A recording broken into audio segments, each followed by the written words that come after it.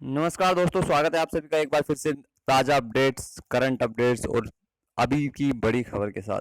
तो दोस्तों, जैसा कि अब तक सभी छात्र ये सोच रहे थे कि क्या 40,000 छात्र जिनके फॉर्म में त्रुटि बताई गई है उन्हें मौका मिलेगा या नहीं।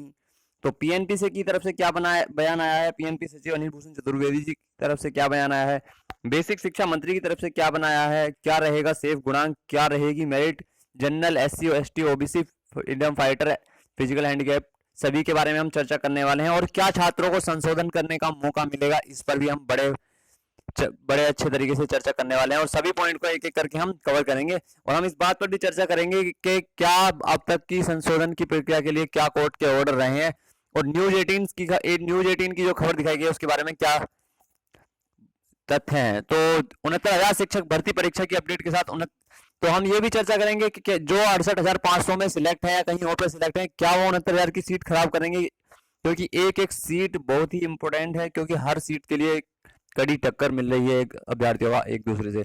तो चयनित शिक्षकों का आंकड़ा कहां तक रहने वाला है, पीएनपी का ये विज्ञप्ति में उन्होंने घोषित कर दिया है। ओवरलैपिंग नियम पर छात्र अभी भी असंतुष्ट हैं, तो ओवरलैपिंग पर भी हम थोड़ी चर्चा एक एक पॉइंट को लेकर क्लियर करते हुए चलेंगे। और जो छात्र बॉर्डर लाइन पर पास है तो क्या उनका सिलेक्शन हो सकता है नहीं है, ये भी हम अपने वीडियो में आगे चर्चा करने वाले हैं। और कट ऑफ से 10 अंक अधिक पाने वालों का सिलेक्शन तो बिल्कुल पक्का ही है, इस पर भी हम चर्चा करेंगे। तो सबसे पहले हम चर्चा करते हैं बेसिक शिक्षा मंत्री के बयान से पहले कि सभी छात्रों को सभी छात्र जिन्होंने एग्जाम दिया था उनको न्यूज 18 की तरफ से खबर दी गई थी कि 40,000 अभ्यर्थियों को जिनके फॉर्म में त्रुटि है उनको बाहर कर दिया गया है।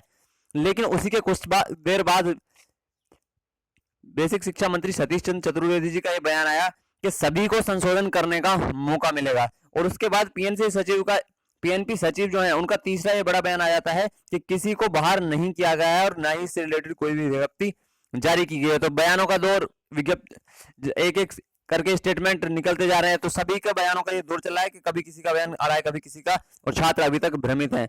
तो मैं पहले ही सबको बता देना चाहता हूं, और काफी लोग ये सोच रहे हैं कि वो 40,000 छात्र जो बाहर किए जाने की जिनकी चर्चा हो रही है, जिनकी अफवाह ये उड़ रही है कि उनको बाहर कर दिया गया है, कि वो 1,46,000 में से हैं या 4 लाख में से। तो इस पर भी हम चर्चा करेंगे। तो सबसे पहले मैं बता दूं कि अब तक हाई कोर्ट और सुप्रीम कोर्ट के पिछले ऑर्डर्स को देखें तो उसमें ये रहा है कि शिक्षक भर्ती में जो अभ्यर्थी हैं वो शिक्षक बनने के लिए तैयार हो रहे हैं, और अगर एक शिक्षक जो बन रहा है वो ओएमआर में गलती करता है तो उसे संशोधन का मौका नहीं देना चाहिए, ऐसा कोर्ट का ऑर्डर अब तक रहा है। लेकिन बेसिक शिक्षा मंत्री सतीश चंद्र चतुर्वेदी जी का कहना है कि काउंसलिंग के दौरान सभी संशोधन कर दिए जाएंगे, जो भी संभव है सभी की छात्रों का हित देखते हुए उसको संशोधित कर दिया जाएगा। तो इसके बाद हम चर्चा करेंगे कि 69,000 की क्या सीट खराब करने वाले हैं छात्र। तो जहां तक आपको याद होगा कि 69,000 की सीट खराब करेंगे चयनित शिक्षक। ये चयनित शिक्षक वो है जो 68,500 भर्ती में चयनित हो चुके हैं। तो देखिए 69,000 सहायक अध्यापक भर्ती परीक्षा के परिणामों में सीटों से दोगुने से अधिक अभ्यर्थियों के पास होने से एक बात तो साफ हो गई है कि एक एक सीट पर चयन की क्या रहेगी, मारामारी रहने वाली है। तो ऐसे में चिंता की बात है कि 68,500 सहायक अध्यापक भर्ती में चयनित अभ्यर्थियों के चलते इस भर्ती में हजारों सीटें खराब होने जा रही हैं। यही कारण है कि कम मेरिट वाले अभ्यर्थी 68,500 में चयनित शिक्षकों को 69,000 भर्ती में अवसर नहीं देने की मांग कर रहे हैं। तो ऐसी मांग ट्विटर पर यह मुद्दा ट्रेंड कर रहा है, और आप सबकी लगन और मेहनत का ही फल है कि ये बात सरकार तक पहुंच चुकी है। और न्यूज हमारी मेहनत, आपकी मेहनत, ट्विटर ट्रेंडिंग की मदद से ये बात अब सरकार तक पहुंच चुकी है और इस पर विचार चल रहा है। कुछ ही देर में उससे रिलेटेड भी विज्ञप्ति आ जाएगी कि क्या 68,500 अभ्यर्थियों को मौका मिलेगा या नहीं। तो अभ्यर्थियों का कहना है कि सेवा शिक्षकों को अपने नियोक्ता से बिना अनापत्ति प्रमाण पत्र लिए 69,000 भर्ती के लिए आवेदन न करने का प्रावधान होना चाहिए ताकि सीटें खराब ना हो, चूंकि समान ग्रेड पे के लिए एनओसी नहीं मिलती।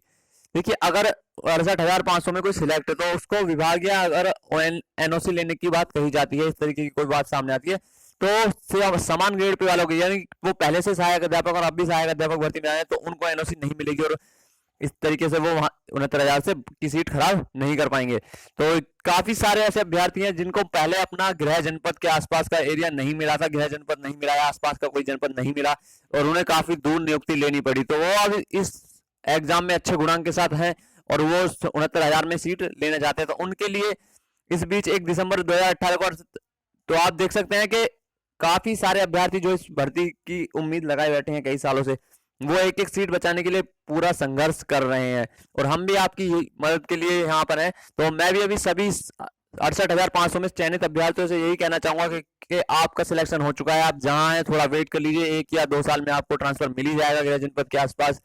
तो प्लीज किसी की सीट खराब ना करिए, किसी के भी जीवन से खिलवाड़ ना करें, क्योंकि एक सीट किसी का घर बसा सकती है, और आपकी सीट छोड़ने से आपकी सीट खाली, आप जहाँ हैं आप वहीं पर रहिए। अगर कोई और किसी जॉब में भी नियुक्त हो चुका है तो प्लीज अपनी गवर्नमेंट जॉब को छोड़कर 69,000 की सीट खराब ना करें, ये मेरी सभी से मांग है, सभी से मेरी रिक्वेस्ट है।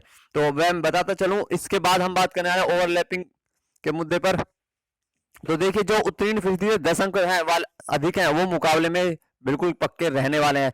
तो यहाँ पर 69,000 शिक्षक बड़ी भर्ती में अधिकांश अभ्यर्थी उत्तीर्ण होने वाले कट ऑफ के इर्द गिर्द ही है, यानी कि ज्यादातर लोग 90-97 के आसपास या उसके बीच में ही है। तो जो ओबीसी कैटेगरी में है 90 पर क्वालिफाई है, उसके 100 नंबर है, तो वो बिल्कुल आप निश्चिंत रहे, उसका नंबर कंफर्म है। और ओबीसी में के अलावा जनरल में कोई है तो वो अगर 107 नंबर है तो उसे डरने की कोई बात नहीं है, वो बिल्कुल मुकाबले में है, वो बिल्कुल सेफ है। तो इसी से आगे देखेंगे कि यहाँ पर एक लेटर भी आ चुका है, जिसके बारे में आप यहाँ पर देख सकते हैं कि ऑनलाइन रजिस्ट्रेशन आवेदन पत्र भरे जाने की यहाँ पर तिथि 18 मई 2020 को अपराह्न दोपहर से है। ऑनलाइन आवेदन भरने की अंतिम तिथि 26 मई 2020 रात्रि 12 बजे तक, और प्राप्त आवेदनों की जांच के उपरांत ऑनलाइन प्रोसेसिंग कर सूची डाउनलोड करना 27 तारीख में हो जाएगा। और देख सकते हैं कि यहाँ पर नियुक्ति पत्र 8 जून से मिलने शुरू हो जाएंगे, और 8 जून को आपकी नियुक्ति कंफर्म हो जाएगी, जिन लोगों की ऑनलाइन काउंसलिंग प्रक्रिया सही ढंग से हो जाएगी। तो इस और देखिए, यहाँ पर एक और पोस्ट वायरल काफी हो रही है जो आजकल सोशल मीडिया में। तो सेवा में माननीय मुख्यमंत्री जी के लिए बेसिक शिक्षा मंत्री लिखे और मुख्य सचिव बेसिक शिक्षा विभाग के लिए लेटर लिखा गया है, जिसमें इसका विषय 69,000 सहायक अध्यापक भर्ती परीक्षा 2019 में आरक्षित वर्ग पासिंग मार्क्स 90 निर्धारित 90 से 96 के बीच नंबर वाले आरक्षित वर्ग के अभ्यर्थियों को अनारक्षित वर्ग में ओवरलैप ना किए जाने के संबंध में। तो ओवरलैपिंग से रिलेटेड यहाँ पर बात हो रही, तो मैं आपको बताता चलूं कि उत्तर प्रदेश में यूपीएससी के अलावा जितने एक स्तर के सभी भर्तियों में ओवरलैपिंग अब तक होती रही है। तो संभावना पूरी ये है कि इस भर्ती में भी ओवरलैपिंग होती रहेगी। और बड़ी खबर यह है कि मेरिट बनाने के लिए जो आपका रिजल्ट है वो एनआईसी को भेजा जा चुका है। आशा है कि सभी को जल्द नियुक्ति मिल जाएगी। तो इसमें आप पढ़ सकते हैं कि 69,000 अध्यापक भर्ती 2019 6 जनवरी 2019 को गया, जिसमें 90 150 और 90 97 150 जो हमारा इसमें पासिंग मार्क्स रखा गया है। तो ये अभ्यर्थी वो है, देखिए बी और बीटीसी का ये संयुक्त वो चल रहा है कि जनरल की सीटों पर ओवरलैपिंग ओबीसी या कोई अन्य कैटेगरी का लोग ना कर पाए। तो ओवरलैपिंग के संदर्भ में माननीय सुप्रीम कोर्ट ने 6 अप्रैल 2017 को अपने order Deepa EVS versus Union of India and order branch R Bhanumathi M Khanwilkar में निर्देशित किया कि जो अभ्यर्थी भर्ती परीक्षा के किसी भी चरण में अपनी कैटेगरी का लाभ लेता है वह या आयु लाभ लेता है तो वह सामान्य वर्ग की सीट पर चयनित नहीं हो सकता, जिसे हाल ही में यूपीपीएससी ने लागू कर दिया है। तो अतः आपसे हाथ जोड़कर निवेदन है कि माननीय सुप्रीम कोर्ट के आदेश को मानते हुए 69,000 सहायक अध्यापक भर्ती परीक्षा के विज्ञापन में 90 से 96 पाए आरक्षित वर्ग के अभ्यर्थियों को सामान्य वर्ग की सीट पर ओवरलैप होने से रोकने को निर्देशित करें, जिससे सवर्ण वर्ग का 69,000 सहायक अध्यापक भर्ती पर उचित अधिकार हो सके, अन्यथा संपूर्ण संवर्ग इस भर्ती से बाहर हो जाएगा। तो यहाँ पर काफी जोर शोर से प्रयास किए जा रहे हैं, लेकिन अब तक मैं आपको बता दूं कि ऐसा मुश्किल से ही हुआ है कि कभी सिर्फ यूपीएससी के एग्जाम को छोड़कर ओवरलैपिंग यहाँ पर होती रही है। इस बात को आप ध्यान में रखिए और हो सकता है यहाँ पर भी ऐसा ही हो। तो 40,000 फार्म जो बात हो रही थी वो न्यूज 18 पर खबर आ चुकी है। 40,000 फार्म रिजेक्ट नहीं होंगे। सुबह आज 7 बजे की खबर है, आप यहाँ पर देख सकते हैं।